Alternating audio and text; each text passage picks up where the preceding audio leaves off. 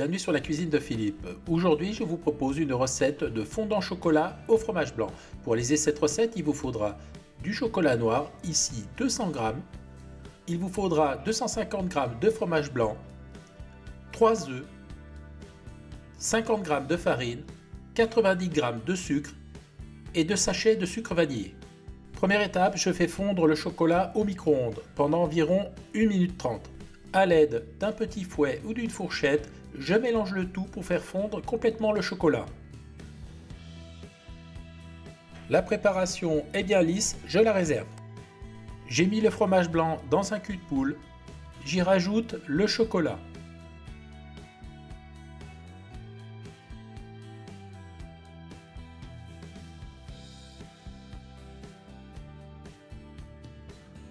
Voilà, à l'aide d'un fouet, je fouette vigoureusement la préparation pour incorporer le chocolat dans le fromage blanc.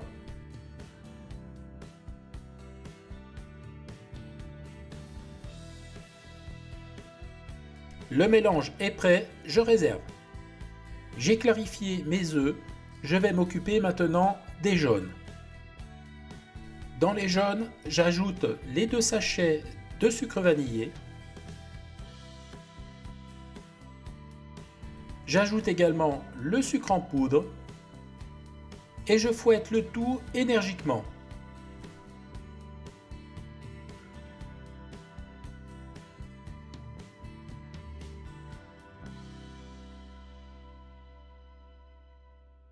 Lorsque la préparation a bien blanchi, on arrête.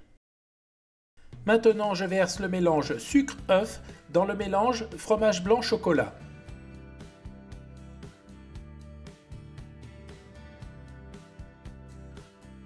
À l'aide de la maryse, je racle bien les bords pour récupérer toute la préparation.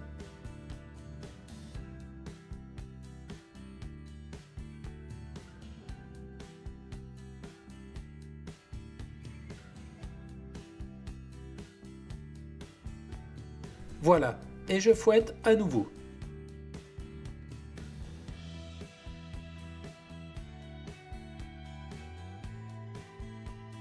À ce stade, j'ajoute la farine, je la verse en une seule fois en pluie.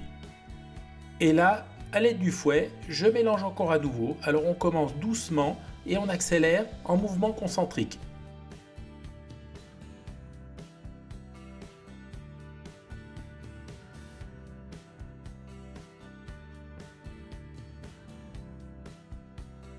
La pâte est prête à être mise en moule.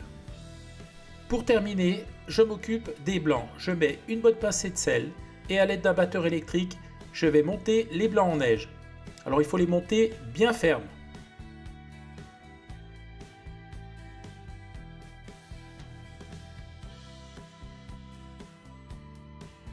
Les blancs sont bien fermes. Petit test en retournant le bol. À présent, on va pouvoir les incorporer. On incorpore les blancs en neige en 2 fois. Donc la première fois, on met un gros tiers de la préparation dans le chocolat.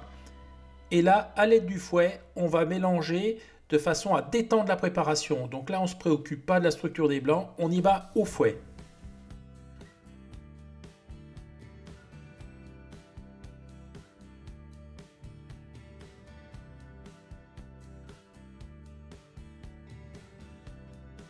On a terminé avec le fouet.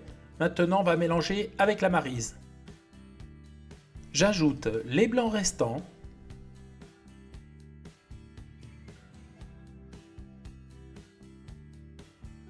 Et je les incorpore délicatement en faisant les mouvements circulaires de bas en haut avec la maryse.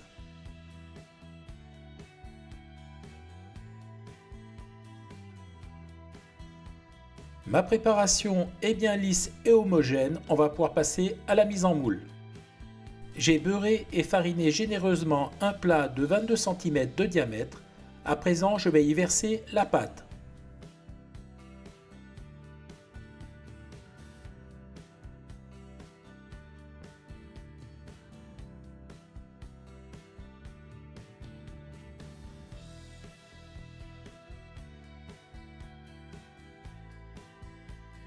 Je secoue et tapote le moule pour lisser la surface. Ça part au four thermostat 180 que j'ai préchauffé pendant environ 30 minutes. Tout juste sorti du four, voici le résultat. Il est un peu craquelé, mais c'est pas grave. Maintenant, on va le laisser refroidir pour le déguster. Et bien voilà, nous sommes arrivés au terme de cette recette. Regardez comme ce gâteau est joli. Je l'ai saupoudré de sucre glace pour lui donner un bel aspect et pour masquer légèrement les craquelures. Donc pour le démouler, je vous conseille de le faire bien refroidir. Ça facilitera la chose. Alors on va le goûter. Donc j'ai pris un couteau. On va découper une petite part ici. Il se découpe vraiment bien. Il est très souple. Donc voilà, une petite part ici. Hop. Je vais vous montrer maintenant l'intérieur. Alors regardez, donc c'est une texture assez serrée tout en étant très moelleuse. Donc je vais mettre dans une assiette et je vais vous montrer de près la texture. Donc voilà, regardez, donc on voit, il est super bien cuit, juste ce qu'il faut et il n'est pas sec. Donc à présent, je vais le goûter. Donc j'ai pris une petite cuillère et je vais me faire un petit plaisir. Alors voilà, regardez, je vous remonte encore une fois la texture. Alors je peux vous dire, c'est une tuerie. Voilà, j'étais super content de vous présenter ce gâteau. J'espère qu'il vous a plu. S'il vous a plu, abonnez-vous à la chaîne, mettez un petit pouce bleu, ça me fera toujours plaisir. Sinon, moi je vous dis à très vite pour de nouvelles aventures culinaires sur la cuisine de Philippe. Ciao, ciao!